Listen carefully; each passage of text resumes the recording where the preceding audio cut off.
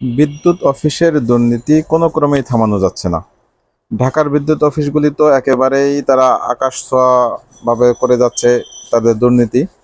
যেমন ঢাকাতে তারা প্রিপেইড মিটারগুলি এখন কার্ড সিস্টেম করেছে, যেখান থেকে বিকাশে টাকা লোড করা যায়। আগের যেই ইগুলি ছিল সেগুলি তারা পর্যায়ক্রমে ঝামেলা করতেছে, বন্ধ করতেছে, লক করতেছে, যাতে মানুষ নতুন করে মিটার কিনে আনে। এই নতুন মিটার কিনতে গেলেই যত বিপত্তি। আজকে আমাদের ব্যবসা প্রতিষ্ঠানে একটি মিটার, যার এটা বড় একটি মিটার লাগবে, যেটার দাম ছিল 28,000 সামথিং। এটা 45,000 টাকা জমা দিয়ে তারপরে মিটার আনা লাগছে, এবং সারাদিন কারেন্ট ছিল না, মাত্র আমাদের কারেন্ট আসছে। তো এই হচ্ছে অবস্থা। আমাদের অফিস হচ্ছে আজিমপুর। আজিমপুর যে এই কবরস্থানের পাশেই যেই বিদ্যুৎ অফিসটা, ওইখান থেকেই লাইন আনা লাগছে।